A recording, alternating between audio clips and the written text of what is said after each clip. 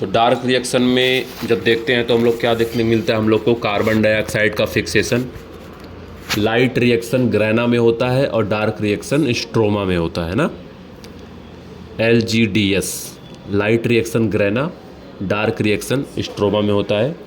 और dark reaction जो होता है वो कुछ ज़्यादा ही एंजाइमेटिक होता है, एंजाइमेटिक होता है। हर स्टेप जो होते हैं उसके कैटलाइज्ड होते हैं, हर स्टेप में यहाँ पर एंजाइम का यूज़ होता है। ठीक है, जो भी कुछ लाइट रिएक्शन में प्रोडक्ट बना था, ATP बना था, NADPH बना था, वो सारा का सारा जो यूज होता है वो डार्क रिएक्शन में यूज़ होता है।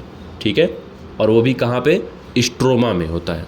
सबसे पहले यहाँ पर कैल्विन नाम के साइंटिस्ट थे जिन्होंने जब हिरोशिमा और नागासाकी में बॉम्बिंग चल रही थी तो उस रेडियो एक्टिविटी काफ़ी ज़्यादा फैल गई थी उस वक्त। तो उस रेडियो एक्टिविटी में उन्होंने उसको बेनिफिशियल यूज़ में लाने को सोचा और अपने को वर्कर के साथ उन्होंने रेडियो एक्टिव कार्बन 14 का यूज़ किया। और वहाँ पे उन्होंने बताया कि सबसे पहले उनको जो प्रोडक्ट मिला वो 3 कार्बन का प्रोडक्ट था, जो था क्या था, बोलो, 3 PGA था। क्या था, 3 PGA, 3 फास्फोग्लिसरिक एसिड जिसको आप कह सकते हो, या 1,3 डाई फास्फोग्लिसरिक एसिड कह सकते हो। ठीक है, सबसे पहला प्रोडक्ट जो बना था और जिसमें बना था वो C3 प्लांट थे, है ना। उसके बाद में और तमाम तरह की डिस्कवरी हुई तो पता चला C4 प्लांट भी होते हैं। और C4 प्लांट में सबसे पहला जो प्रोडक्ट बनता है 4 कार्बन का होता है, इसीलिए उसको C4 पाथवे बोलते हैं। C3 पाथवे को केल्विन ने दिया था और C4 पाथवे को दिया था हैचेनस्लैक ने दिया था। C3 में 3 कार्बन का बनता है और C4 में 4 कार्बन का बनता है। C3 को केल्विन पाथवे बोलते हैं, C4 को हैचेनस्लैक पाथवे बोलते हैं। C3 पाथवे लेस एडवांस्ड होता है, लेस एडवांस प्लांट में होता है। C4 pathway more advance plant में होता है। ठीक है, ये चीज़ें होती हैं। तो C3 पाथवे की बात करें तो ये केल्विन ने इसको बताया था।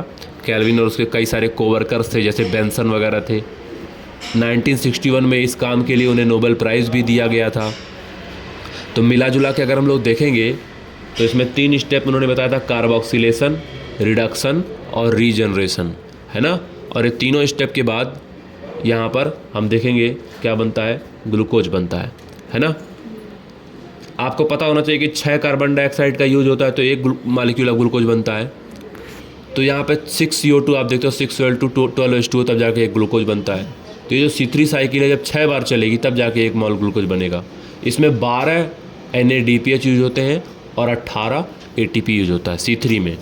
लेकिन इसका जस्ट थोड़ा ज़्यादा ही C4 पाथवे में 6 CO2 आता है तो 12 NADPH और 30 ATP यूज होता है, तब जाके ग्लूकोज बनता है ना।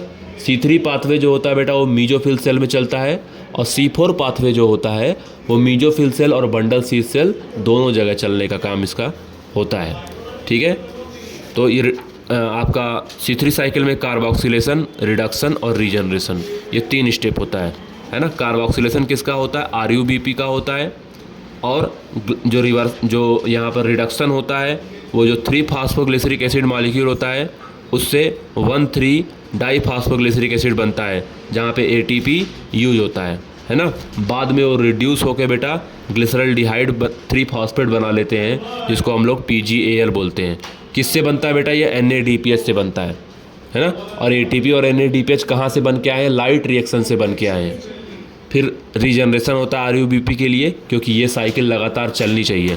RUBP चाहिए ही चाहिए, RUBP ही कार्बन डाइऑक्साइड का क्रिएट करता है, तभी मामला आगे बढ़ता है, जिसको हम लोग बोलते हैं कार्बोक्सिलेशन ऑफ RUBP। अब अगर हम लोग बात करें तो आपको पता है यहाँ पर एंजाइम चाहिए। RUBP को कार्बन डाइऑक्साइड के साथ कंबाइंड करने के लिए एंजाइम जो चाहिए वो है Rubisco. Rubisco is the most abundant enzyme, most abundant protein on earth. Rubisco, राइबोलोज bisphosphate carboxylase oxygenase, ये एंजाइम चाहिए ही चाहिए। अब इसका जो कार्बोक्सिलेज है वो काफ़ी ज़्यादा एक्टिव होता है, जिसकी वजह से हमेशा कार्बन डाइऑक्साइड ही बाइंड करता है RUBP के साथ। लेकिन अगर मान लो RUBP के साथ कार्बन डाइऑक्साइड बाइंड ना कर पाए, कार्बन डाइऑक्साइड का कंसंट्रेशन कम हो जाए और ऑक्सीजन बाइंड करने लगे, ऑक्सीजनिक एक्टिविटी शुरू हो जाए, तो due to oxygenic activity of RUBP तो वहाँ पे हम लोग को फोटो रेस्पिरेशन देखने को मिलता है ना। फोटो रेस्पिरेशन में सिर्फ 2 कार्बन का वो बनता है, यहाँ पे कोई और ATP और NADPH का यूज नहीं होता, कोई भी बनते नहीं है यहाँ पे, है ना। यहाँ पे वन फास्फोग्लिसरेट बनता है और फास्फोग्लाइकोलेट बनता है, और ये दोनों 2 कार्बन के होते हैं। फोटो रेस्पिरेशन पूरी तरीके से वेस्टफुल प्रोसेस होता है। फोटो रेस्पिरेशन जो होता है बेटा वो कहाँ होता है? क्लोरोप्लास्ट में होता है, परऑक्सीजोम में होता है, और फिर माइटोकॉन्ड्रिया में होता है ना। तो इस तरीके से इसकी साइकिल चलती है, क्लोरोप्लास्ट, परऑक्सीजोम और माइटोकॉन्ड्रिया, ये चीज़ होती है। वेस्टफुल प्रोसेस है, बेकार प्रोसेस है, due to oxygenic activity of rubisco की वजह से ये होता है ना। ये C4 प्लांट में नहीं होता, सिर्फ C3 प्लांट में इसके होने की चांसेस होते हैं, क्योंकि C3 प्लांट कार्बन डाइऑक्साइड को वहाँ पर फिक्स करने में उतना सक्षम नहीं होता है जितना C4 प्लांट होता है। अब C4 पाथवे की बात करें तो बेटा हैच एंड स्लैग पाथवे इसको कहते हैं, जो खास करके जो एडवांस मोनोकॉट है जैसे शुगर केन, मेज, सॉर्गम, इन सब में देखने को मिलेगा। इन सारे प्लांट में क्रांज एनाटोमी पाई जाती है। क्रांज एनाटोमी एक स्पेशल तरह की एनाटोमी है ना। इनमें पैलिसेड टिश्यू एब्सेंट होता है, बंडल शीथ सेल प्रेजेंट होता है, वैस्कुलर बंडल के किनारे किनारे बंडल शीथ सेल प्रेजेंट होते हैं, क्लोरोप्लास्ट प्रेजेंट होता है बंडल शीथ सेल में जो लार्ज होता है, और जिसमें ग्रेना या तो नहीं होता या तो लेस डेवलप्ड होता है। जो मीजोफिल सेल होता है बेटा यहाँ पर, वो कहाँ होता है?